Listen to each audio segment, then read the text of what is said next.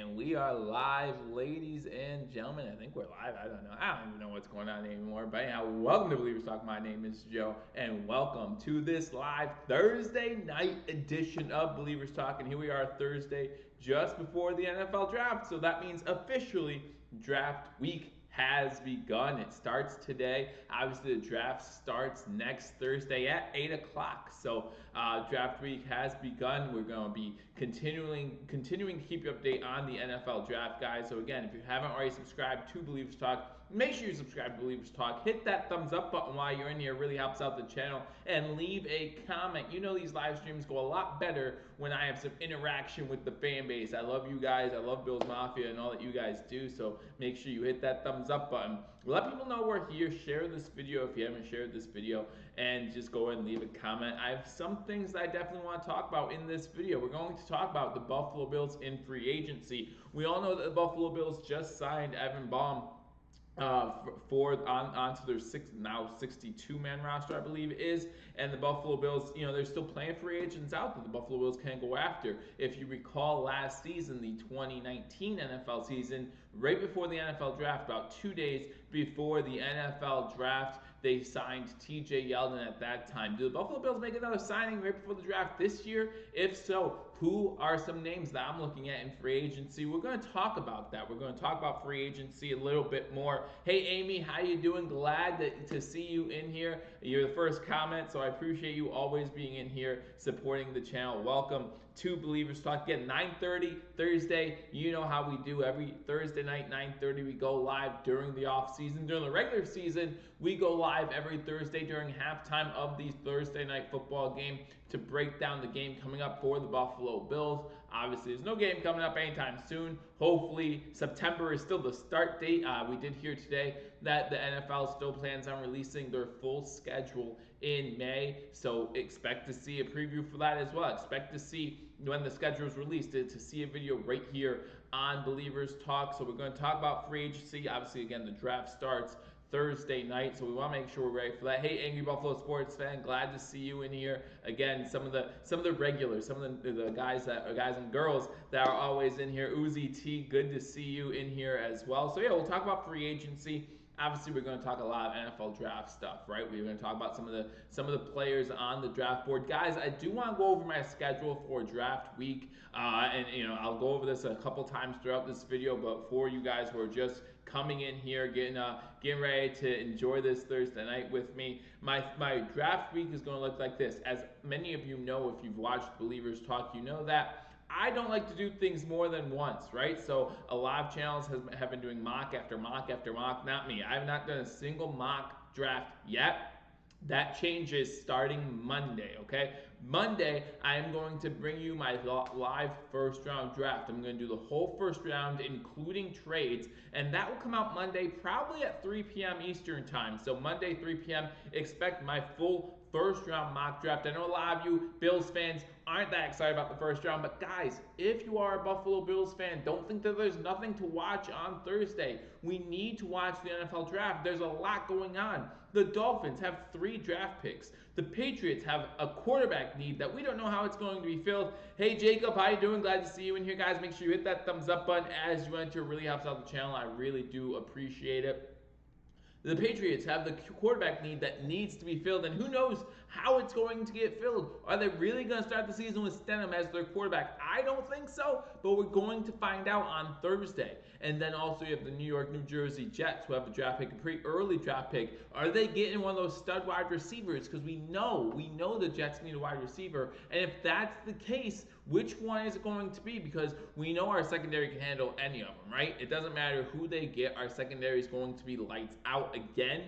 But it matters because that might mean wide receivers start going earlier than expected, and then the Buffalo Bills might have to jump on a wide receiver in the second round instead of waiting possibly till the third or fourth round to jump on a wide receiver, depending on who's available. Scott, glad to see you in here, man. Good to see you. Thank you for joining me, guys. Again, welcome to Billievers Talk. If you just joined me, we're going to talk about free agency. We're going to talk about the NFL draft. We're going to talk about all right here tonight, guys. I hope you guys can join me. I hope you guys are all staying safe out there. I know quarantine life has been getting me down recently, and the sad thing is I'm not in complete quarantine. I have a job that's considered vital, even though I don't think it is, but don't tell my boss that. And so I've been out at work Monday through Friday, just like normal. But when I'm home, man, I'm jonesing. You know what I'm saying? I'm sure a lot of you are too. So I hope you guys are being safe. But I hope that we can all go back to regular life sooner rather than later, and hopefully it doesn't affect our football season anymore than having to watch a virtual draft instead of watching them hold up their jerseys on the stage, which I don't care about all that much. But we're going to talk about the NFL draft. I'm giving you my schedule for the upcoming week, draft week, right? So I'm going to do this, obviously I'm going to be live tonight, so hopefully you guys can join me, hopefully you guys enjoy it, hopefully you guys leave some comments, let me know what you think, let me know what questions you have about the NFL draft. I have lots of paperwork regarding the NFL draft. Rick comes in here, log on to YouTube, see a notification just in time. Perfect, Rick. Good timing there. So I'm glad that you can make it as well. So we're going to talk about the NFL draft, some potential players that the Buffalo Bills can get, some sleepers that I have in tonight's video. Tomorrow I do have a video planned. It's not draft related, but it's recent Buffalo Sabres news. So make sure if you're a Buffalo Sabres fan, you check that out. It's going to be released around 3 p.m. Eastern time. And guys, if you don't already know, that is my normal release time for videos. I know like hashtag sports only does 6 a.m.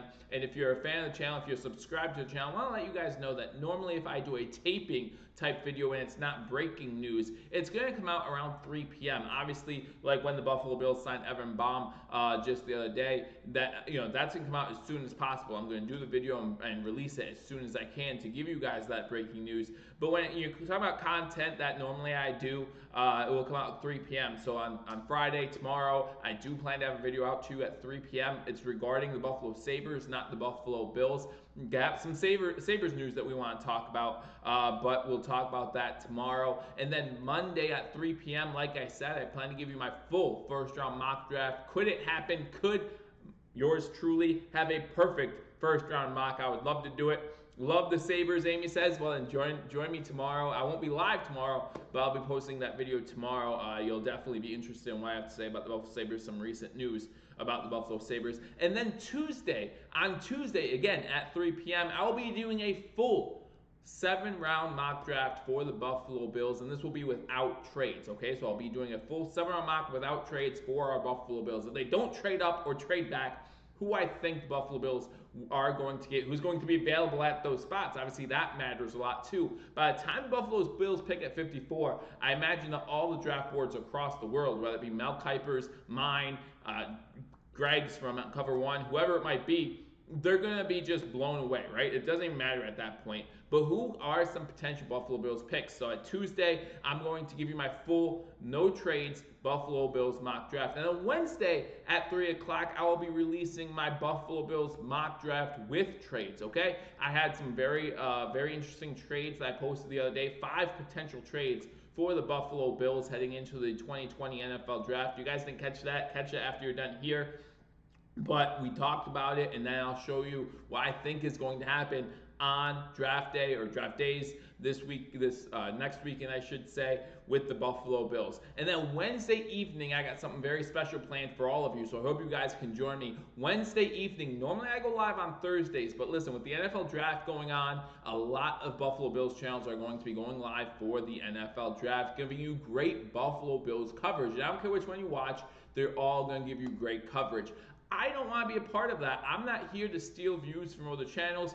If someone wants to invite me on their show to hang out for a little bit, have some fun, happy to do that. But I just plan on sitting back and watching the NFL draft. So since I will not be live on Thursday, probably won't be live on Friday, I will be live on Wednesday evening, and we will be doing a virtual mock draft together, okay? What I'm going to do is I'm going to go on to one of the draft websites, probably NFL Draft Network or whatever it's called, thedraftnetwork.com, and I'll go on there, and we'll have a mock draft together. We'll have a good time, and that will be what we do Wednesday evening. So that's my plan for the week leading up to the draft, so I hope you guys can join me. Jacob comes in, says he's a Blackhawks fan. All love here, man. As long as you're a follower of the Buffalo Bills, you're in the right place today. Rick, I am a moderator on ACC Sports Talk on Facebook, and we are having a mock draft of the first 3 rounds on Monday. I am in charge of drafting for the Bills. Well, if you need some tips, watch my mock draft on Monday, or hang out right here with us because we are going to talk about right here. So that is my schedule for this upcoming week. Again, I'll probably say it a couple times during this video as people come in and leave, so that they know what to expect this week on Believers Talk. So let's get into this channel as, again, NFL Draft Week has kicked off Thursday to Thursday. It's going to be a lot of fun.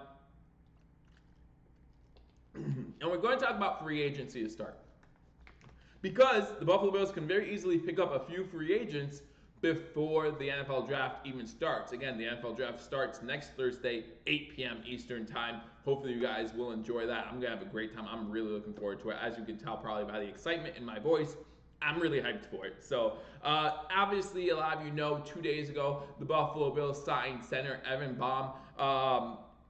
Previously of the, who knows right now, the Colts, the Dolphins last year. Last year he played for the Dolphins, started in 9 games for them. I did a video on him, so you can definitely go check it out as we do on all the free agents. Hey Daniel, how you doing? Everything's good right now because I'm hanging out with Bills Mafia. I'm hanging out with some of my best friends right now, so I really enjoy that. So thank you for asking. Glad you can join me here on Believers Talk. Again, guys, if you haven't already hit that thumbs up button, give this video a thumbs up as we begin this video by talking about free agency, okay? Obviously, again, the Buffalo Bills just 2 days ago signing a free agent center obviously leaves a little doubt as to who's going to be on this team, who's going to make the 53 or 55-man roster, depending when the collective bargaining agreement goes into effect, and who is going to be on the outside looking in. What does this mean for a Spencer Long? What does this mean for someone like an Ike Boettger, Ryan Bates, someone like that who the Buffalo Bills had on the fence last season? What does it mean for them? And there are other signings that the Buffalo Bills can have that will leave some questions as to who's going to be in certain positions come that 53-man roster, hopefully still at the beginning of September. Obviously, the big one that we're talking about, the big position that most people are talking about that's like, oh, we could use some help here, is that running back position. Last year, 2019, 2 or 3 days before the NFL draft, the Buffalo Bills signed TJ Yeldon to their team. Not sure what's going to happen in the draft. And that's when they had a first-round draft pick. Now you're sitting there and you realize you don't have a draft pick till 54. You have no idea what's going to happen in the draft before you get a chance to pick. Now, sure, the Buffalo Bills can move up into the second round, earlier into the second round, but it still leaves a lot of doubt as to who's going to be available. When will there be a run on running backs? There are a couple running backs in this draft class that I really like, some of which are not going to go in the first 2-3 rounds that we could pick up later. However, if that run on running backs comes early, then we might have to take a chance and either draft a running back earlier, or if we don't draft that running back, we'll take a chance and a gamble, and he might be gone by our next pick, whenever that might be. So those are some things we have to consider. So do we want to leave the cupboard as bare as it is right now? I mean, when you look at the running back position for the Buffalo Bills right now, you're talking about, obviously you have Devin Singletary, right? Obviously you have TJ Yeldon from last year, and Brandon Beane has said that if we go into training camp with Singletary, TJ Yeldon, then we feel comfortable with that. Obviously, we have Christian Wade still on our team, right? Guy who came in international exemption last season, was the 11th man on the practice squad for the Buffalo Bills, so we knew that he could stay there for a year. So we have Christian Wade. Are the Buffalo Bills Buffalo Bills coaching staff comfortable with a Christian Wade as your third running back? And then we have, why I just draw a blank? A guy I did a video on who we just signed this year was a running back for the Bills 2 years ago, was a running back for Houston last year, and I drew a blank. Daniel, you'll let me know. The Yeldon signing was a contingency plan last year. Yeah, and this year, will we have another contingency plan is my question. Will Christian Wade even be able to get back into the country before the season starts? I am sure they are going to lift any international travel restrictions before they decide to play an NFL season. Remember, the NFL wants to get out to London. The NFL wants to get out to Mexico City. The NFL wants to go international. So You think that they would have that in consideration before the season starts. I think that they'll make exceptions for someone like a Christian Wade as well. If he has to fly over for his job, there probably will be exceptions for that. So we'll see what happens. Scott Blakely, you come in with your $4.99 donation. Scott, thank you very much. I really do appreciate all that you do to support this channel. So thank you very much. No fan football sounds like it could be pulled off, as I was surprised 75% of all revenue comes from TV contracts. That's 100% correct. And with the new CBA, they're going to work out, because the TV contracts expire this season, right? They expire at the end of the 2020 season. So they're going to be working on deals this offseason anyway. That was the plan the whole time. That's why the owners wanted to make sure that the CBA got taken care of this year and not have it run into next season, so they can start working on those TV contracts, get that 17th game in there, get that extra playoff game in there, so that way they can start charging a little bit more. And yeah, I just don't think the owners are going to hate it if you can only watch on TV, because again, they're still getting their money. And listen, there's going to be a way for the owners to, they're going to find a way to make their money. You better believe that. Billionaires find a way to make their money. They're not worried about that. And 75% revenue is better than 0% of revenue, right? So you're going to take that every time if you're the owners. And I'm sure they're going to do some things that help them get some money on the side as well, especially if it's only for like half a season, something like that, where they will get some money overall because of a full stadium. I think it's something that is very possible. You talk about possibly having a half-filled stadium, possibly having a quarter-filled stadium. That's all stuff that they're going to work out. And listen, I'm not part of it, and I'm glad I'm not part of it, because it just seems like a big mess. But thank you, Scott Blakely, for the $4.99 donation. Guys, Scott Blakely just used a super chat. If you want me to read your comment, and I'm not reading your comment because sometimes this thing goes crazy, just give me that super chat. I promise all the proceeds from that go back into the channel, and I do appreciate hanging out with you guys. And if you don't, hey, just being here, supporting the channel, hitting that thumbs up button, that's all I need. I really do appreciate that. But yeah, I think that there's definitely a chance that the NFL season gets played no matter what. No matter what. If that includes having fans in the stands to some degree, then that's what they're going to do. I firmly believe the NFL expects to start the season on time, and that was proven today when Chris Mortensen came out and said that the NFL still plans on releasing their full schedule on May 1st or May 9th or whenever it is. The NFL would not have a full schedule if they weren't planning on having a full schedule, right? They're planning on playing a full schedule, and that's why they're releasing a full schedule in early May. So you can look forward to that. And I know it seems odd, and you know, the past couple weeks, it seems like we've had more and more signs that there is going to be an NFL season this year, and we can all be excited about that. And whatever form that takes, at least it will be a distraction, if nothing else, from what's going on. Again, I hope you all are being safe out there. Amy, gotta get ready for work. That stinks, but hey, come back on here when you're done with work. I'm glad that you're still able to work. But you have a good night. Hope wishing you again all the health and happiness. Best of luck to you there. Elliot, how we doing? I want to do something, Elliot. I want to do something real quick, just because I know we recently talked about this, and again, I was surprised that it wasn't already something that happened, but Elliot, welcome, man. Glad that you can make it. We had a good time hanging out last night, me, Elliot, and Mario. It wasn't a video or nothing. We just talked Buffalo Bills football. And guys, we're always happy. I mean, I'm always happy to do that. If you guys want to talk Buffalo Bills football, chop it up and just have a good time off camera. Listen, that's what it's all about, especially in these times, right? We have our family here that we need to get together, continue to support, and continue to help out in any way we can. So thank you guys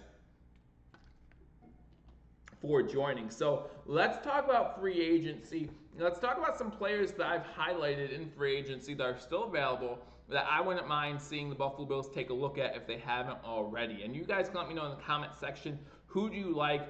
Who don't you like? Who do you want the Buffalo Bills just to look past? And I'll even tell you what type of deal. I feel like I just got my, yeah, absolutely, man. Absolutely, we had a good time.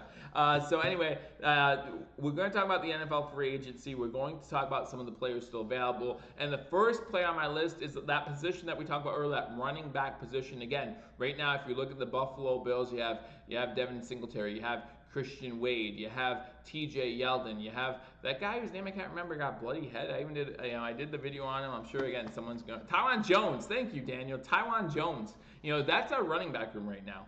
And so the Buffalo Bills obviously need a little bit more help at the running back position. I will tell you this, that last year when the Buffalo Bills had a 90-man roster, we had 8 running backs. This year, we have about a 62-man roster right now. We only have 4. So I know we're thinking about drafting a running back, and I have plenty of running backs we're going to talk about that I want to draft. Excuse me, and most of them are not at that elite level. Some of the names I'm going to throw out to you as far as running backs I want might surprise you, but when you look at the free agent list, you have to look at Devonta Freeman. Devonta Freeman, formerly of the Atlanta Falcons, as possibly a running back that you can pick up, right? When Devonta Freeman was a free agent a few years back, the Buffalo Bills were looking at him, and it was considered a possibility that the Buffalo Bills would get him then. But now the Buffalo Bills have a chance to get him. He's still on the market. We're going to see.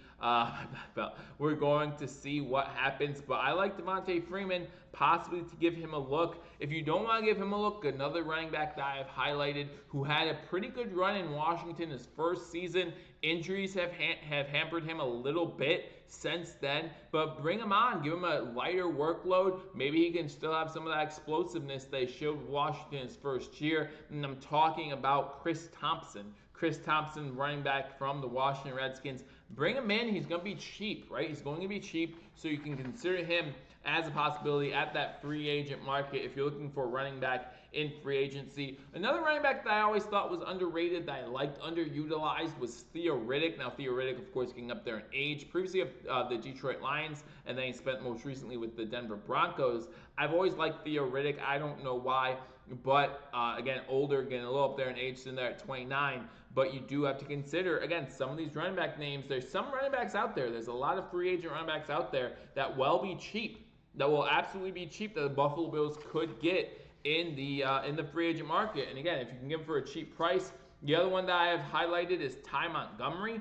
Ty Montgomery previously played with the New York, New Jersey Jets. That's someone that the Buffalo Bills can absolutely take a look at and absolutely be a cheap steal in free agency. Obviously, the biggest name on this list is Devonta Freeman. But there are lots of running backs. We have William coming in.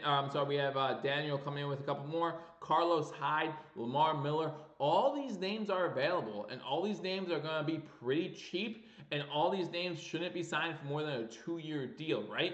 1 or 2 year deal. We know how Brandon Beane likes those 1 or 2 year deals anyhow. Sign them to a 1 or 2 year deal, maybe even a prove it deal, maybe like a Josh Norman type deal where he has the ability to make up to X amount, but it has incentives up to a bigger amount. Do something like that. 1 or 2 years, and if they can prove that they still have something in the tank, then they get more time on the active roster. Maybe you can begin to think about trading one of them for a draft pick down the line. But these are all running backs that you can get cheap. Again, we'll go over the names again. We got Theo Riddick, Devonta Freeman, Carlos Hyde.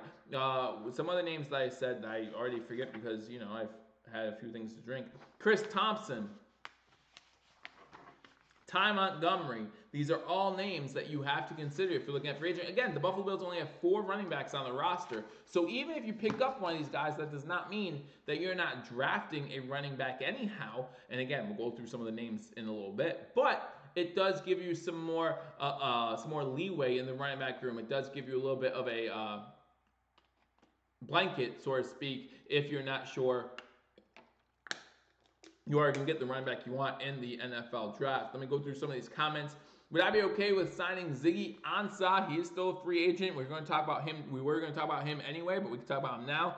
If it was in the $5 to $7 million range for 1 year deal, and then draft defensive end in the first next season. Now, if you remember last year, Ziggy Ansah was a free agent. I believe he signed with Seattle for a 1 year deal, and here he is again. I mean, the same thing I said on Ziggy last year, I'll say this year. Great player, but he has injury concerns, and it seems like those injury concerns are not going away. So with those injury concerns, you have to ask yourself, is that something you're willing to risk?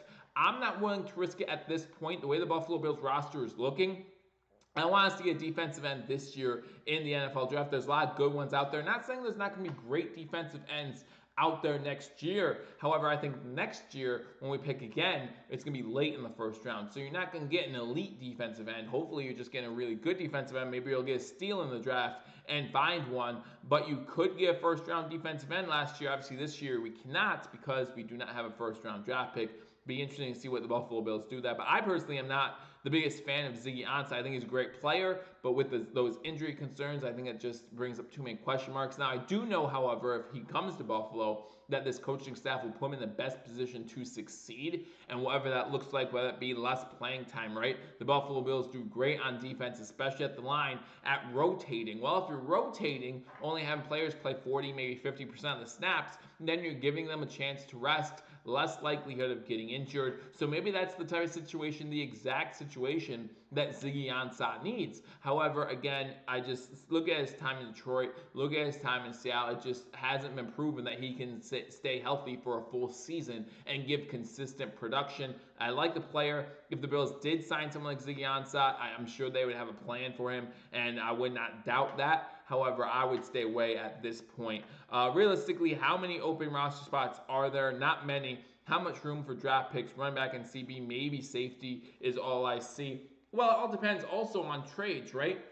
There are a couple Bills players, and if you've watched this channel before, you know that I have a couple Bills players in mind that I think are open to be traded. And it depends, and one of them is defensive end, obviously, in Trent Murphy, but it depends what happens there. So I think there is a defensive end that can stay on this team. I think there is a cornerback, like you said, that can stay on this team. A running back, obviously, that can stay on this team. A wide receiver that can make his way onto this team. So there are some spots still available, but to your point, but you also have to think about the practice squad, right? There's still all 10 of those practice squad spots are available. Do you know why? Because you're going to give those practice squad spots to the best players. Position be damned. Unless we're short a position for sure, you're going to give those to the best player available on the field. So those practice squad spots still available, if you ask me, all 10 of them, and there might be 5, maybe 6 roster spots still available. And again, all depends on injuries too, not just trades, but also injuries that are going to happen. So those all have to be considered. Obviously, with this time off due to the pandemic, that helps you as far as staying healthy right now. But if you're not keeping active, if you're not working out, then that's going to hurt you and could be a detriment to your physical health when football season gets back into full swing, right? When practices start, when things like that start. We've seen it happen a lot where players who haven't been on top of their game get hurt seriously during training camp, something like that. I don't want to see it, but that can very well be a possibility that then opens up a roster spot for somebody else. Ziggy was buns last year. That means he's cheap this year, though, and has a prove-it deal. Our system fits him with rotation, and we have the health facility. We do have a great health facility that we just got last year. Nice draft hat, thank you. I actually went on to New Era, and the other ones were sold out. I still might get it later on, but so I had to get one. I couldn't not have one, and I didn't know how long shipping would take because of everything going on with the pandemic. Obviously, there are more important things to ship right now than hats.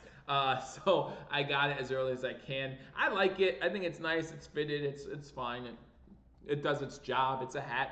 And I always like getting the new draft hats. I got in the last 3 or 4 years of Buffalo Bills draft hats, and I plan to continue that tradition now until I can't anymore. So I look forward to that. Daniel comes in. All these free agent running backs should be reasonably priced. Absolutely. And all of them, right? All of them should be pretty cheap. You figure you can get a Riddick or Montgomery for pretty much league minimum at this point, for veteran league minimum, which I believe is going to be a little bit over $1 million.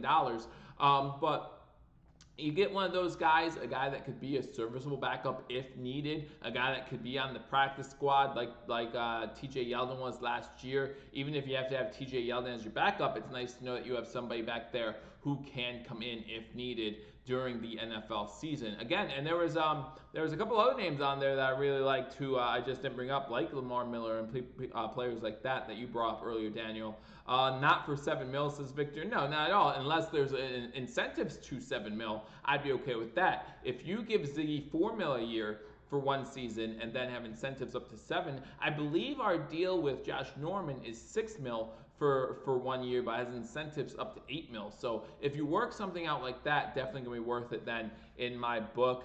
Let me continue to go down on these comments. Again, going by pretty fast. McCoy is a free agent. I saw that.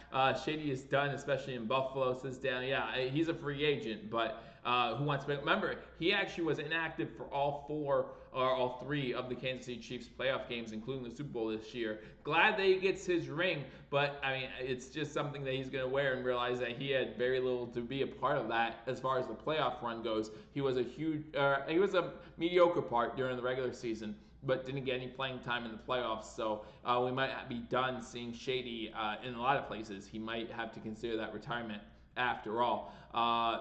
How do I feel we're sitting at O-line after all the free agent acquisitions? Do we still address it in the draft? I think we do. It might be late, but I do have a name here, and I'll say his name right now. And you guys might not know this name. You guys might have heard of him. I think he had a really good not pro day, but a good day at the combine, and that's Alex Taylor from South Carolina State, offensive lineman, 6'8". 6'8", 308 pounds.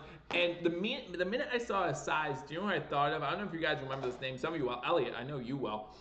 Gilbert Brown. Gilbert Brown used to be a huge, I think he was big for Green Bay. I don't know exactly what position he played. I think it was nose tackle because he played defense. But I just thought about how big he was and how players just had a hard time getting around him. If you have a run first type team, you have a 6'8", 300-pound guy sitting there, you're not moving him. You're not going to move this guy. And if you have a 6'8" offensive lineman, you have a short running back, man, you don't know where that running back's going to go. So when I look at offensive linemen, I definitely look at him. He's going to go later in the draft. According to my rankings, he's the 20th best offensive lineman available. So he's going to go 104th overall according to CBS.com's rankings as far as prospects. So I think you can easily get that round 3, I should say, maybe even early round 4, right?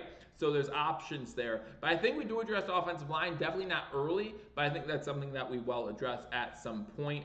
Any players I think are being ridiculously overhyped in this draft class? William asks that. Ridiculously overhyped? You guys might be upset with me for saying this, and some of you might agree with me, and I've said this before, so you guys might know where I'm going with this. Chase Claypool. I'm a Notre Dame fan. I am a Notre Dame fan. After the University of Buffalo, that's the team I watch. But Chase Claypool coming into the draft process, coming out of last season, was a day 3 prospect. He was a round 4, maybe round 5 guy, right? That's where he was. He had a great combine. I'm not trying to belittle that. He had a great NFL combine. However, a combine does not outmatch the tape, right? The tape shows Chase Claypool as a 4th round draft pick, and now he's a 2nd. I really hope that the Buffalo Bills do not spend a 2nd round draft pick on Chase Claypool. Now, if they spend a 3rd, if they still have that 98th pick and they spend that 3rd on him, I'm good with that. I think that's good value there. But if they spend a 2nd round draft pick on Chase Claypool, I'm not going to be excited about it. Guys, let me know what you think in the comment section. Do you think Chase Claypool is worth a 2nd round draft pick? Just simple yes or no. Again, I'm a Notre Dame fan. I enjoyed watching him. I think he's a good player. I think he's going to be a solid NFL prospect. But I do not think, and we have to like his size for a team like the Buffalo Bills, who's the Smurfs, right? Hey, Anthony, good to see you in here, guys. Gilbert Brown, yes. Space Eater, exactly, Daniel. But anyway, Chase Claypool was not a 2nd round prospect. I'm sorry, he's not. And you guys might disagree with me, so just put no in the comment section. Just to broke my heart. Says, well, I like him. I like Chase Claypool. I really do. But get him in the 3rd round. If he's not going to be there in the 3rd, even if you trade up a little bit in the 3rd round to get him, that's fine. But I have some other wide receivers. We all know what wide receiver I love out of this draft class. The guy that's sleeping that I really love. You want to talk about overhyped wide receiver? I gave you one. You want to talk about an underrated wide receiver? If you're asking me, Colin Johnson out of Texas is highly underrated. And I look forward to seeing where he goes. Split difference with 3rd for Chase Claypool? Absolutely. Absolutely. Like I said, William, yeah, get him in the 3rd round. But I don't think he's worth a 2nd round draft pick. That's all I'm saying. And I think the Buffalo Bills could go other places. You know, as I have my draft board up here from CBS Sports' rankings, you know, there are other positions of need, other players I like. You know, I like Josh I'm going to mess up his last name, Josh Ook from Michigan, edge rusher. Everyone's a huge fan of Kyler Duggar, of course. I'm not the biggest fan of Kyler Duggar. I know that he could play multiple positions, and maybe that's another guy that I would put in the overhyped category. Kyler Duggar, a good player, solid. I think he's going to be a decent NFL player, but I just don't think he's going to have what it takes in the NFL to be that standout bright star. But maybe that's why he's a second, maybe even third round prospect, but I don't think Kyle Duggar is as big as mostly Buffalo Bills fans. I'm hearing a lot from Buffalo Bills fans, a lot of love for Kyle Duggar from Buffalo Bills fans, and that's fine. I'm glad you like him, but man, I just don't know if he's going to be worth the high second round pick. Like some people have him going now, maybe late second where the Bills are. I even talked about this with Dan on the Dan Mafia. Don Mitchell from the Dan Mafia Report earlier today when he did his live stream. I'd be very interested to see if the Bills can trade their second and third for the late Seattle Seahawks. The Seattle Seahawks have 2 late round second draft picks, and I talked about this when I did my 5 potential draft trades. Man, that would be very interesting if the Bills get 2 seconds instead of a second and a third. See what they do there, and it really depends how the draft board falls. As I've been looking at mock drafts, I see some draft boards that are like, man, this would really work out well for our Buffalo Bills if they were to have the board fall this way to them, and they could afford to trade back because they know they're getting a quality player, a player that fits the need when they draft, and then they still get that other second round draft pick. That would work out well. But there are some times where the draft board doesn't work out where you're like, we got to get this guy because there's no one on this board that fits a need. Trade comes in. Welcome to Billievers Talk, man. Glad you can do it. How about trading Dawkins and Barkley to Cincy for Andy Dalton, and then trading Starr, Foster, and Hughes or Murphy with all of our 5th and 7th round picks to Seattle for 2 second or 3 of their 4 second round picks. That's a lot of trading, man. That's a lot of trading to happen on draft day. It would be interesting to see if we trade players instead of draft picks. I've said a lot, and people can agree with me on this one. I've said a lot that Murphy is someone that could easily be traded on draft day. I've said that Roberts is someone that could possibly be traded as well.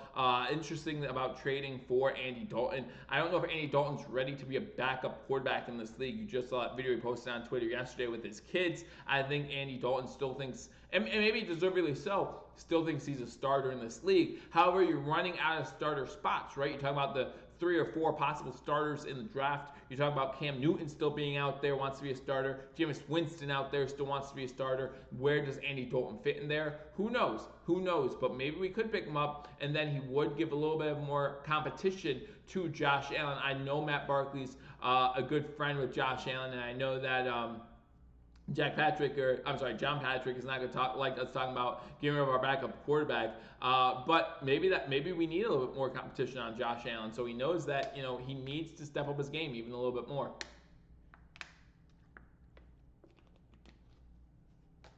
Problem with Johnson is I don't know many 6'6" receivers that are very good, productive in the league to compare him to. I don't know that many 6'6" receivers. Like I haven't looked at sizes of wide receivers to know who to compare him to. I really don't. I mean, that's the thing. And just because there's a question mark there doesn't mean you shouldn't take a chance on him. I mean, especially where you're getting him, right? You're going to get Colin Johnson in the 5th round. Or maybe 4th round, right? You're going to give him in the 4th, 5th round. I mean, that's definitely good value overall. Can definitely use some draft picks to move around if you need to get him. And he's definitely going to be worth it. I think he's going to go early 5th just because of the depth of the wide receiving class. But I think it would definitely be worth it. Truth to Hearts comes in here and says, did I hear about the wide receiver from Michigan State? I think his name is Diaz something. Let me look at my draft board. Let me just look at it real quick. Michigan State, you said? Michigan State, you guys let me know. Roberts has no trade value. Maybe not. Maybe not, but again, if a team's looking for special teams help, maybe he has more trade value than we think. But yeah, I know that a lot of people don't think he has trade value. But then you look at the wide receiving room, maybe it is a Foster, maybe it is a McKenzie even that we trade if we think about trading. But I don't think we're going to be trading wide receiver. I just think it's going to be tough to release him. The one guy I'm really looking to trade is Trent Murphy. I'm looking at my draft board at Michigan State wide receivers. Duggar is a great return man too, very versatile, and we all know how much McD loves his versatility, so definitely something to look at. I don't see Murphy getting traded. He will be a starter this year. Like it or not, Dan, I know you love Trent Murphy, and if he does his job, that's all I care about. and you'll always disagree with me on this, and that's fine. I just don't know if he's worth $9 million as I look at the players who surround him as far as how much money they're going to make this season. He's making the same as Garrett from the Browns, and I just don't think he's at that level. And I think he's still on his rookie deal, though, so that might be why there's a little bit of a difference there. But we talked about free agent running backs. Again, I do wonder if the Buffalo Bills are going to sign any more free agents. Another free agent I want to talk about that you guys are going to love. I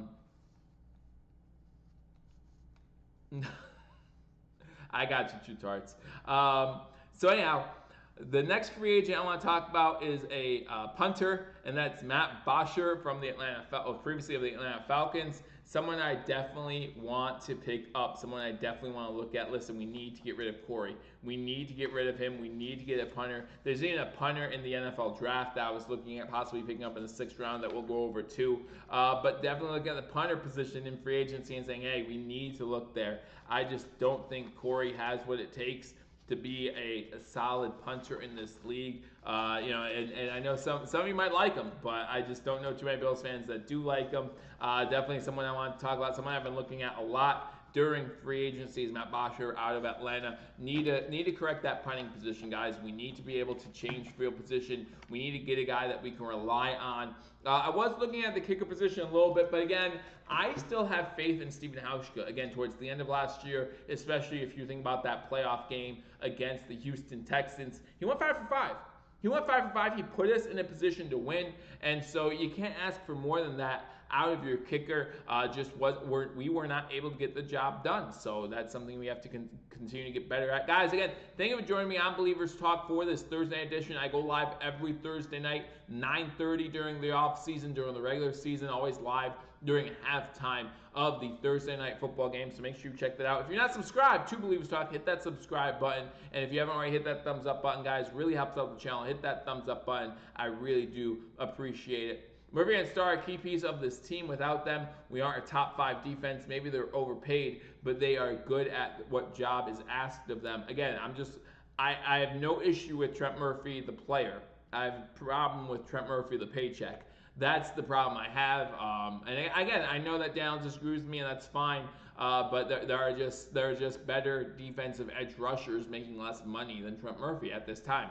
And maybe that there are probably reasons for that. And I'm sure that there are things that I'm not seeing on film that other people are. And again, Trent Murphy, his job is to hold on to that edge, and he does that with a pretty good consistency every time. And we saw him play well in that Jets game, Week 17, last game of the year, when he was allowed to rush the quarterback a little bit more. We saw him play pretty well in that game, the wild card playoff game against the Houston Texans, get pressure on Deshaun Watson from time to time. So again, maybe I'm missing something, and that's fine. I trust this coaching staff a lot more than I trust me. All right, I'm going to say that when it comes to putting this roster together, I trust this coaching staff. I trust this personnel a lot more than I trust my eyes, because I only see certain things, right? I'm not there at practices. I'm not there talking to Trent Murphy, knowing what he knows, knowing his job, and maybe he's doing his job. And if he's doing his job, then he does it well, and he's going to stay with the Buffalo Bills, and I'm okay with that. Daniel, smash that like button. Absolutely. Corey is not... Consistency is part of being a good punter, right? You have to be consistent. We've seen him boom some punts, but then he punts a 30-yarder, and you can blame playing in Buffalo a little bit, right? We know how windy it gets in Buffalo. We know how the wind kind of circulates in Buffalo too. It never goes one direction. It kind of goes all over the place when it's windy in Buffalo. But man, you need to be more consistent. We've seen some great punts from Corey. We've seen some terrible ones, and I just want consistency out of that position. Scott comes in. Both kickers need to be pushed at minimum.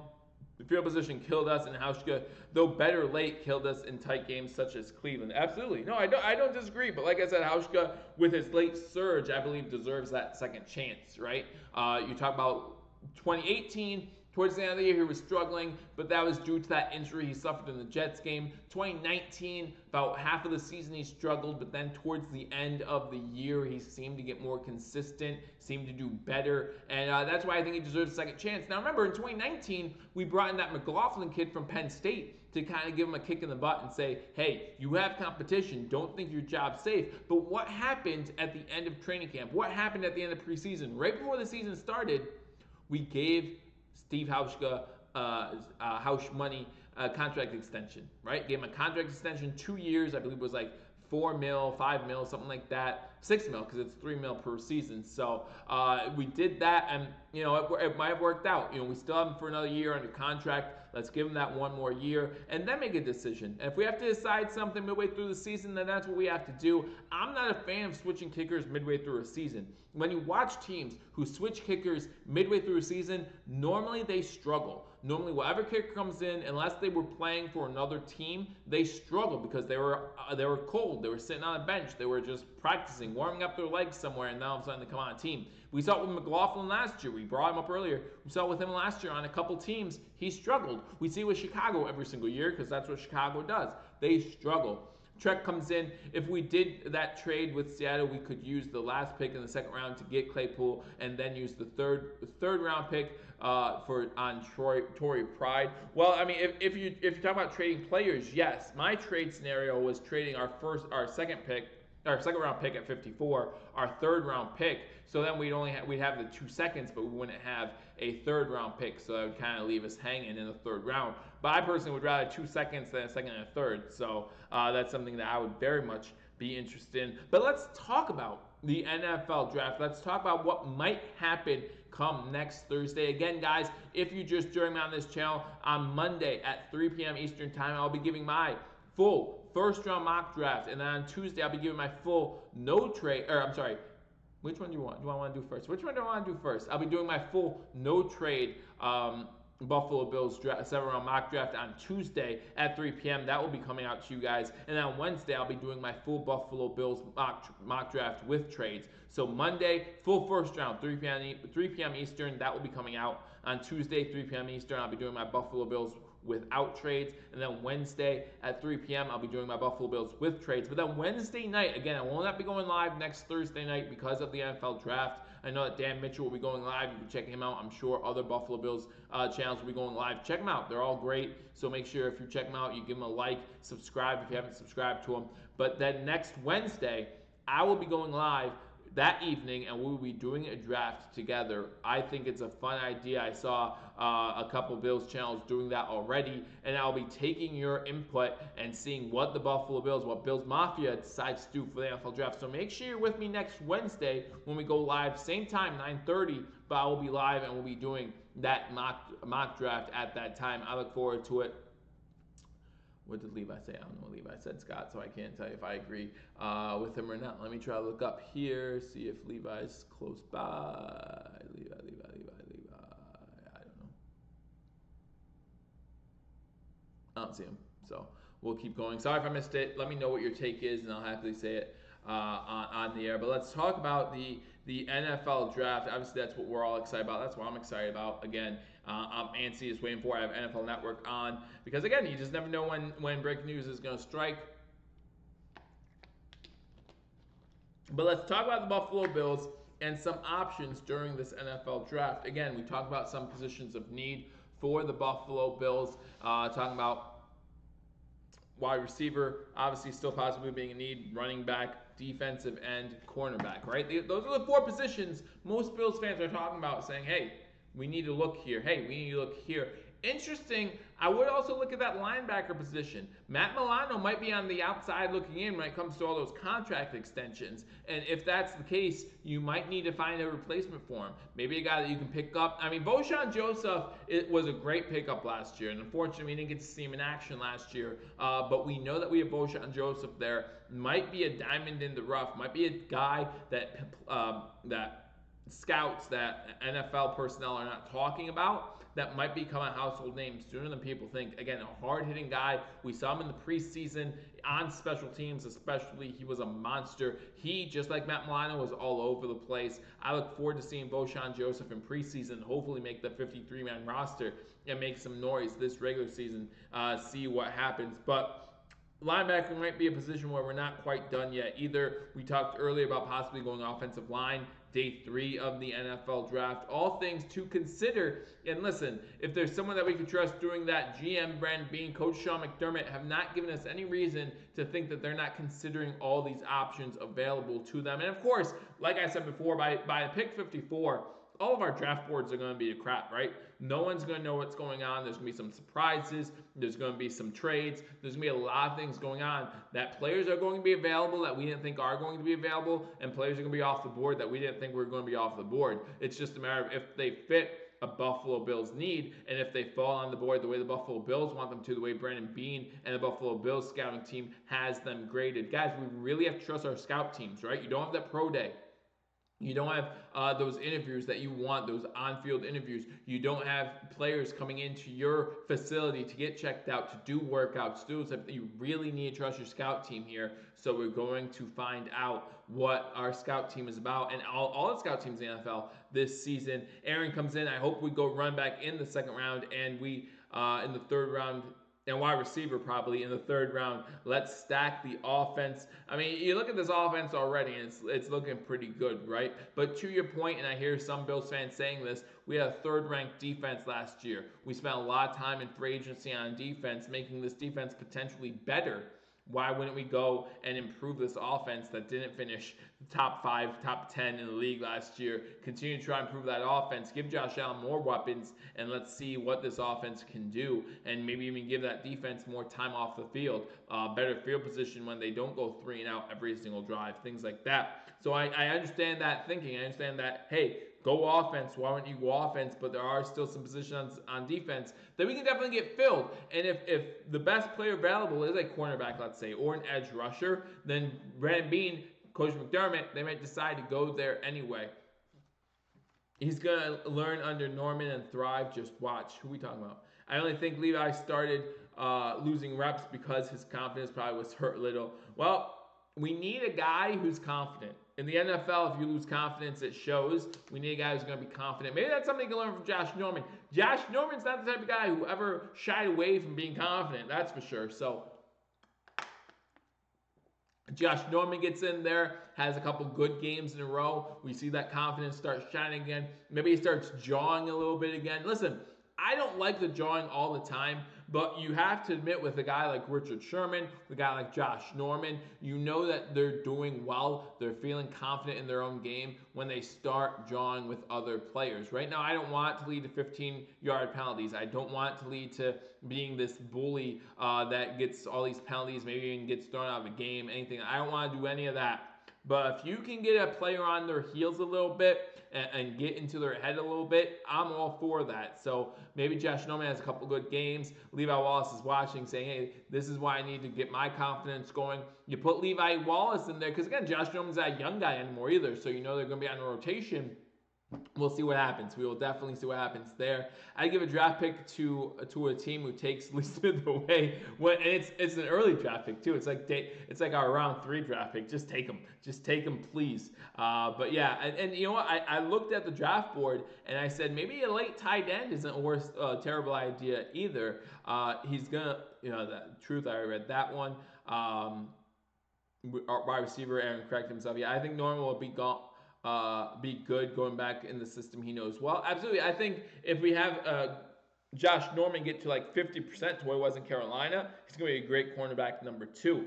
But I also have some cornerbacks highlighted that we could go after in the first round if available. First name on my board is Bryce Hall. Bryce Hall, if he's available, cornerback out of Virginia. Possibly something the Buffalo Bills go after is another cornerback. We know that we have Josh Norman. We know we have Levi Wallace. We know we have a couple good guys in there, but you want to make sure that position is ready to go. If Josh Norman doesn't succeed at the level he did or close to the level he did in Carolina, if he continues to struggle like he did in Washington, you want someone there to back him up. If Levi Wallace doesn't get his confidence back, if Levi Wallace continues to struggle losing reps, You want someone there to back him up. Bryce Hall would be a good fit there.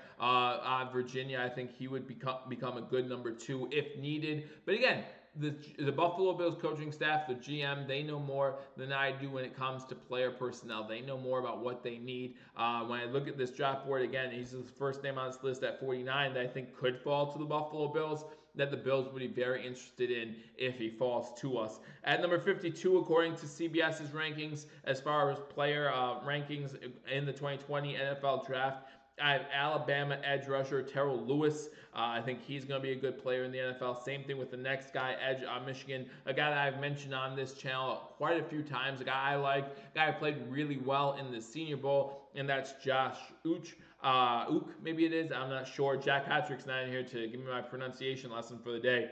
Edge from Michigan. Big fan of his. Same thing with that guy out of Utah. Big fan of his as well, who did well at the Senior Bowl. Might be bringing him later. Another edge that the Buffalo Bills might pick up in the second round, that Mel Kiper had the Buffalo Bills picking up in his most recent mock draft in the second round. That's Julian Aquara out of Notre Dame, edge rusher, someone that I've watched being a Notre Dame fan, does all right. I'm not sold on Norman, and Gaines can't say it. Yeah, I'm not sold on Gaines at all. That's why I didn't even bring him up. Just not sold on him. I'm glad that he's back in Buffalo, I guess. And if he can stay healthy, he proved his first year he was with us. If he can stay healthy, he's worth having on the field. But he just hasn't been able to stay healthy consistently enough for me. So that's why I would consider looking at cornerback in the first round. Obviously, everyone's talking about Kyle Duggar, safety out of Lenore-Rhyne, small school, obviously, so that might have some concerns for some people. But when you look at it, just his overall talent, his overall skill set, and as someone brought up in the comment section, he not only plays defense well, he can help out on special teams. So that makes Andre Roberts and his contract a little more dispensable, possibly, because again, that wide receiver room is going to get pretty full, right? That wide receiver room gets pretty full, and you're going to figure out who you have to get rid of, right? And you're going to have to make some tough cuts. There are going to be wide receivers that were on this team last year that will not be on this team this year. That's just the bottom line. And will Andre Roberts be one of them? You just don't know. You don't know who's going to be there. I'm currently looking up Andre Roberts, due to make $2 million this year. Only $500,000 of that is dead cap money. So you're talking about saving $1.5 million. Again, doesn't sound like a lot. When you talk about restructuring Tre'Davious White, you talk about restructuring a Deion Dawkins, you talk about possibly restructuring Matt Milano, every little bit helps. So you want to make sure you get the money that you can when you can, and possibly extend those guys. Maybe you save 1.5 mil on getting rid of an Andre Roberts if you get Kyle Duggar, who can do some special teams for you as well. Just someone who's versatile, as Daniel, you said. Coach McDermott, Brandon Beane, they love that versatility. But we'll see what happens. So you look at Kyle Duggar, but you look at getting a running back in the second round. You know the running backs are available out there. Some good ones. I've seen mock drafts that have every single running back falling to us. You talk about J.K. Dobbins. You talk about that kid from Georgia. You talk about a lot of good running backs. Now, for me, the reason why I would not pick a running back in the first round is simple. Cam Akers is another one that I just looked down and saw. The reason why I would not pick a running back is simple. DeAndre Swift is the guy from Georgia. It's because there's a lot of good running backs coming out later in this draft, right? Some running backs that I'm going to mention to you that I'm a really big fan of. And I'll tell you why I'm a big fan of them when I get to their names. And some of you might like them. I might ask you guys if you guys like them or not. And there might be some names that you guys really didn't even consider, right? Some names you didn't consider, but I'm a big fan of some guys, running backs that are going to be coming out later in the NFL draft. Chase Claypool on this list is listed as the 82nd best prospect. That's about right for me. That means you move up in the third round, possibly get him. Evil Crazy, welcome to Billievers Talk. Glad that you're going to be in here. Aaron says he likes Claypool as well. I did talk about Claypool for a little bit, and I'll continue to talk about him since we just got to his name listed as the 82nd prospect on CBSSports.com. I like Chase Claypool, but when he came out of college football, when college football season ended, he was listed as a 4th round draft pick. Had a great NFL combine, opened some people's eyes to him, but you don't want to oversell the combine and forget about 4 years of tape, 3 years of tape, I believe, for him. No, he's a senior, so 4 years of tape. that you have of Chase Claypool at Notre Dame. Listen, he's a good late third, early fourth round prospect. If the Buffalo Bills pick him up in the third round, I'm excited. If the Buffalo Bills use their second round pick for him, that's a reach, okay? That's definitely a reach. Now, again, we talked about a scenario where they trade their second and third pick with the Seattle Seahawks for 2 late seconds. If they pick him up with one of those picks, that's more manageable. I can understand that. But I think picking up Chase Claypool at 54 is a reach. And I just, I know other teams, other draft boards have him going that early. I just don't see it. I don't see him being worth that pick. Again, let me know in the comment section if you disagree. Yo, Crazy, how you doing? Glad that you can make it in here. What are the odds that we draft Stefon Diggs' little brother? I looked at him. I don't know. I don't know if he'll be available at that time. I don't even know if he's on my board because I didn't even get all the players on here that were available. Just because, again, I don't know if he's going to be on the draft board at 54. I really don't. I think some draft boards have him going higher. I mean, obviously, I think a lot of Bills fans would love that. I know, obviously, that Stefon Diggs would love that, but I don't know if that's where the Buffalo Bills are going to go. I mean, you look at Troy Pride Jr. At cornerback as well. As we were talking about the cornerback position earlier, there's a couple good guys out there that we could get. A wide receiver that I've always liked that's going to be a third, maybe fourth round pick if you can hope for him to go early fourth. Antonio Gandy Golden out of Liberty. Been a big fan of him coming out of the NFL draft. Again, out of Liberty University, a smaller school when you talk about football school. So wouldn't mind picking him up. You're talking about a guy 6'4", 223 pounds, listed on CBS's rankings as the 17th best wide receiver in this draft. I think he's going to prove to be better than that in the NFL. Truth or hearts, I think the combine is usually used as a tiebreaker between prospects, and I completely agree with that. That's what it should be. It should say, hey, I like Chase Claypool. Hey, I like Gandy Golden, right? That's a perfect example because they're not that far away from each other. Hey, I like Gandy Golden. I like Chase Claypool. We need a tall receiver. Who do we get? Well, let's go to the combine. Let's go to the combine, check it out. Let's see how they do. But don't say, oh, I like Chase Claypool, or I'm sorry, hey, I like Jerry Jeudy. Hey, I like Chase Claypool a little bit less. Oh, look at Chase Claypool at a better combine than Jerry Jeudy. Maybe we consider him instead. No, you go after the best guy on the board, the guy who for 3 years was a proven prospect in college football at an elite level. But yeah, that's a great point. Truth to hearts, I completely agree with you. Do I think Winfield will be around when we pick? No. Easy answer, no. I don't. I think that he will be gone well before we pick. But if he drops to us, the Buffalo Bills definitely have to consider him as one of the best players on their board at that time. If he falls to us somehow, I definitely think he's going to be one of the best ones available. I can see Liberty joining the ACC in the future. It's really hard to join a Power 5 conference. I know that in the past 10 years it seemed pretty easy. But especially now, I feel like they're set, and especially right now that this pandemic's going on, I find it really hard for teams. These small schools, they're gonna have a hard time surviving with their athletic programs, let alone trying to make it in a big program. So we'll see what happens. But yeah, I think Liberty might. I was thinking about doing a video on if the Buffalo Bulls will at some point become part of a Power 5 conference. I mean, talk about their men's and women's basketball team having success in the NCAA tournament as of recent years. Talk about the Buffalo Bulls football team being in bowl games and back-to-back years, winning their first bowl game this past season. So, you definitely have to consider those things. And so I was talking about them, but now with this pandemic and colleges like Liberty, like UB, losing money like crazy, I just don't see them moving anywhere. Hopefully staying alive, but I just don't know what they're going to do. Be awesome to have Winfield fall to us. I completely agree. But yeah, Daniel's right. He could go round one. So if Duggar Taylor and Shenault fall to us, who do I got? I don't like Shenault at all. His injury concerns scare me a lot. I know what he did in college. I know the kind of productivity he could have. Definitely a freak athlete. Definitely someone that can make the offense pop, right? But man, those injury concerns scare me. I mean, he got injured at the combine running the 40, and if it was a freak thing, that's one thing. But you're talking about a guy who continuously gets injured. So if you're talking about all three of those guys being available, obviously Shenault's out for me. But between Taylor and Duggar, I'd probably have to go Duggar then, right? have to go Duggar at that point. You're talking about a guy who can play multiple positions, who can do a lot of things on that field. So you really have to like him. So I would have to go Duggar at that point, in my opinion. I know, just think how cool it would be to have him. Yeah, no, I get it. I get it. Another guy that I really like, offensive lineman, we talked about him a little earlier in this video, Alex Taylor out of South Carolina State. Again, you talk about a 6'8" offensive lineman. He's just going to be a body. He's just going to be a body, and when Devin Singletary sees that body in front of him, he can find the holes. He can have all the patience in the world because he knows that defensive tackle's going to have to get around him.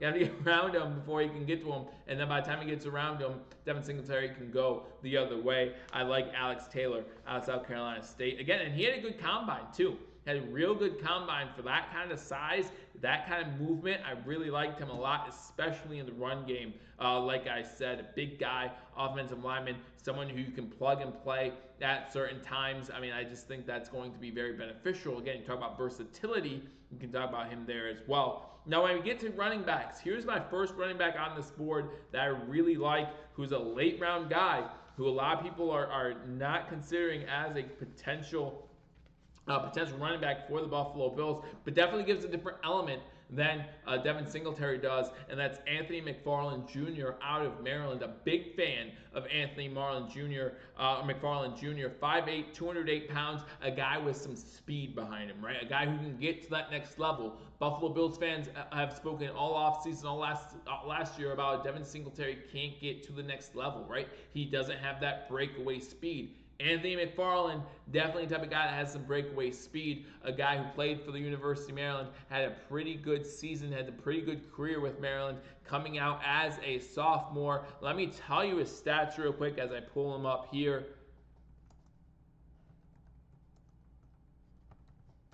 Let me pull them up for you so you can see what I'm talking about. 131 rush attempts, 1,034 yards, 10.4 average yards per carry. That was in 2018. 2019, 5.4 average yards per carry, 8 touchdowns. And you look at his yards and you say 614 yards. Joe, what are you talking about? Well, you have to remember he was splitting time with another Maryland running back who is in this draft. You're talking about Javon Leake is in this draft as well. Both running backs come out of Maryland. They had a 1-2 duo that was really good. And so when you talk about a guy getting 114 rush attempts, 614 yards, 8 touchdowns, I really like Anthony McFarland. Now, again, he does not have a lot of rush attempts, so that's why people might be scared to pick him up, right? You haven't seen a lot of tape on him because he's only run the ball about 250 times in his collegiate career. What does that mean? That means he's fresh. That means he has fresh legs. He's ready to go. A young guy, just he coming out in the draft after a sophomore season. I really like Anthony McFarland, running back out of Maryland. And then, of course, we get to one of the wide receivers I love. That's Colin Johnson. According to CBS.com, Colin Johnson is the 137th ranked prospect. That's easily day 3 of the NFL draft. I'm about a 6'6" wide receiver, 222 pounds, listed as the 25th best wide receiver in this draft class. I am personally a huge fan of Colin Johnson, and I hope that the Buffalo Bills do consider drafting him. You get to my next page, and here comes my next running back that I really love, and that's Joshua Kelly, running back out of UCLA. Now, we know UCLA has Kelly as head coach, and we know how much he loves the offense, loves running those winged offenses and things like that, misdirections, and so it makes it really hard on defenses. But you're talking about Joshua Kelly spending the first 2 years of his career at a different college, UC Davidson, and he played 21 games there, had over 1,000 yards there as well, and then he comes to UCLA in 2017, has to miss the whole 2017 season due to the transfer, plays in 2018 and 2019, has over 1,000 yards both seasons. 2018, he has 1,243 yards, 12 touchdowns. Last year, 1,060 yards, 12 touchdowns. Career averaging over 5 yards per carry. Had 42 receptions in his collegiate career for 285 yards and a touchdown. So he knows how to catch the ball out of the backfield. Again, you want to talk about guys who have another level, have another gear that they can get to. This is one of those guys. And so another guy I really like in this draft class is Joshua Kelly, a guy that you can pick up really late, 5th, 6th round, who fills a need, who might be a project, but a project that you can work on as Devin Singletary and TJ Yeldon carry the load for the majority of the season, and then you bring in a guy like a Joshua Kelly, maybe could come into effect late in the season, maybe not till next season, but definitely a guy I'd consider in the NFL draft. Conspiracy theory, do I think it's far-fetched that prospect wants to go to a specific team and that team encourages him to perform poorly during the combine to help increase chances of drafting him? No, I do not. I do not believe in that. Do you know why? Because a lot of players come out of college want a paycheck, right? So each 10 draft picks cost you money. Cost you money. So you talk about going in the second round compared to a third round, something like that, and there's no guarantees, right? So let's say, for example, let's just pull out a page here. The 95th overall, no, let's go to 96 because it's a big position. So 96th overall prospect, according to CBS.com, is Van Jefferson, wide receiver out of Florida, listed as the 16th best wide receiver. Let's say that he thought he was the 12th best wide receiver in this draft class, okay? But teams were like, hey, perform poorly at the combine, and we're going to see what happens. If you fall to us, we'll pick you up in the third, fourth round. Well, the 12th best wide receiver prospect is listed, where are we at? As Tyler Johnson on Minnesota at 79. So you're talking about costing yourself about 17 draft picks of position. So you're talking about costing yourself some big money there between being a third round draft pick and a fourth round draft pick. I just don't know if I believe in that. I'm not a huge fan of conspiracy theories to begin with, but yeah, I just think, again, when you look at a college football player's career in college, that's when it would have to start, because you look at the combine, as someone said earlier, as maybe a tiebreaker type scenario for a lot of these teams when they're talking about going into the NFL draft, right? You don't know who's going to think about drafting you in 3 years, in 2 years, even in 1 year, right? Beginning of the season, you might think, hey, you're the number 4, number 5 best wide receiver. Well, if you don't have a good season, you could drop easily. Or if you have a really good season, you can move up easily. So I just don't think that happens. And again, if you have a good 3-4 years of film, that's going to outdo anything that you do at the NFL Combine. I think at the NFL Combine, you want to improve your draft stock and not hurt your draft stock as best you can. I don't think people purposely go into the Combine thinking that they're going to tank. Now, I do believe that there are players that, like, I'm trying to think of his name. Collins was his last name, offensive lineman, now plays for Dallas, who going into the NFL draft, he was being questioned by police. And he was originally going to be a first-round draft pick, but due to the fact that he was being questioned by police for the murder of his ex-girlfriend, I believe it was, teams stayed away from him for the first 2 rounds. And his agent said, if you don't draft him in the first 2 rounds, just do us a favor, don't draft him. And no one drafted him. So Lyle Collins got drafted, or was a free agent addition to the Dallas Cowboys, undrafted free agent, and he's been able to make his money since then. Lyle Collins was not indicted in any way in the murder, was not indicated that he had anything to do with the murder. They just wanted to question him because he was the ex-boyfriend of the murdered girlfriend. He had nothing to do with it, but teams still saw the cops going to his house the week before the draft, and they didn't want anything to do with that. So Lyle Collins and his agent said, hey, could you do us a favor, just don't draft us then. He wasn't drafted, cleared of any wrongdoing in anything to do with the murder.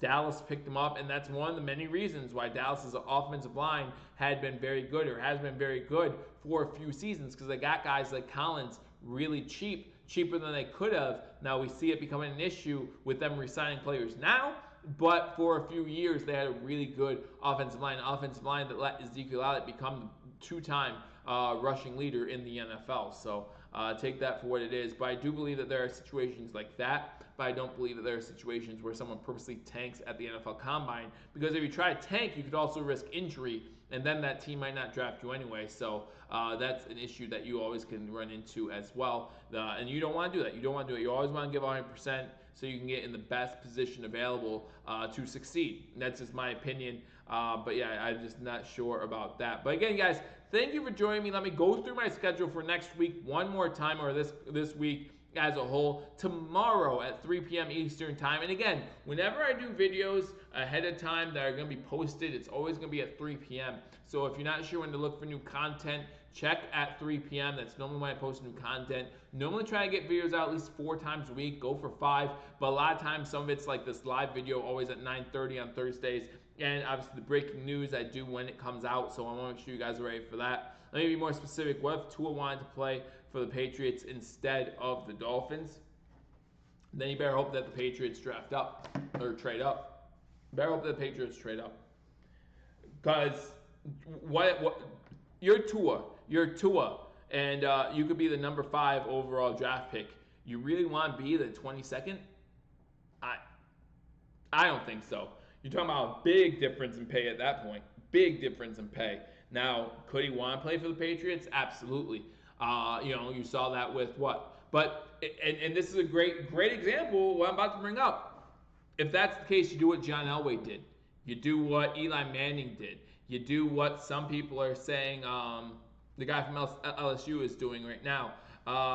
He could fall. He just fell. Absolutely, he could fall, and he could end up falling to New England. But you don't purposely do things to go backwards. You don't. So you do what John Elway did. You do what Eli Manning did. You say, I'm not playing. I'm not playing. If you're that intent on playing for a certain team or certain group of teams, because I believe that maybe you have a certain group of 10 teams. You know, we all remember the 30-30 episode about Jim Kelly about the draft, 83 draft, when Jim Kelly said, I don't want to play for the Bills. And then, of course, 14, he gets drafted by the Buffalo Bills. He goes to the CFL. I believe there might be a group of teams you don't want to play for. I believe there might be a group of teams that you do want to play for. But to pick out one team, I just don't think players do that. I think players are just excited to play in the NFL. Remember, this is their dream. Right? A lot of us had the same dream when we were younger. We just didn't have the physical attributes to finally get done or the motivation or drive to get it done. You know, they wanted to play in the NFL. This has been their dream from when they were a kid, their childhood dream. And you're saying they're going to chance that by doing poorly at the NFL Combine? You know, if you want to talk about conspiracy theorists, you want to talk about a conspiracy, let's talk about the offensive lineman who got caught with a bong, video on draft day. That I could believe was a conspiracy. That's something I believe that he could have planted, be set up on draft day, just so he fell back a little bit. Those type of things might be more conspiracy theory related. But as far as play on the field, I just don't think it's possible. Players want to be drafted as high as possible. Every spot lower is less money. It's all about the money. It's all about the money, and it should be all about the money. You play in the NFL, it should be all about business. I know we take it personally when we see something like, like someone taking a pay cut to keep playing for one team, like I'm watching right now with Tom Brady. Or you see something like a player not willing to take a pay cut, Vontae Davis leaving at halftime. It's personal for us because we've been following our whole lives. But for the players, it has to be a business decision, and that's all it has to be. Because the NFL's a business. They're going to get rid of you if you're not doing your job. So why would you not take the money when you can get it? Take all the money you can when you can get it and hope for the best. So we'll see what happens. But guys, again, my week schedule is going to look like this. Tomorrow I'm going to post a video about the Buffalo Sabres at 3 p.m. Eastern Time. Probably not going to post anything on Saturday or Sunday unless there's breaking news. You know you can always catch breaking news if the Buffalo Bills sign a new player. If something happens, you know you can catch it right here on Billievers Talk. So probably won't post anything over the weekend, but we'll see what happens. On Monday at 3 p.m., I'm going to give you my full first-round mock draft, okay? So it's going to be the only one I do all year. Again, I only do it one time. Now, I know it's not going to be as exciting with the Bills not in the first round, but I'm going to give you my first-round full mock draft with trades. Tuesday, 3 p.m., I'm going to post my video on the Buffalo Bills mock draft without trades, I should say. I'll give you my full 7-round Buffalo Bills mock draft without trades. Then Wednesday, 3 p.m., I'll give you my full Buffalo Bills mock draft with trades. And then Wednesday evening, join me. I will be going live so we can all do a draft together. Have a good time, do a mock draft, maybe have a couple of drinks, and we'll be right here. So again, thank you guys for joining me on Billievers Talk. Agents, other players release dirt on other players to make them look fall. Remember the text tweets from Josh? Yeah, I do remember the text from Josh Allen that came out on draft day as well. Didn't hurt his draft stock too much though, so I'm happy that happened. I'm happy that we got him.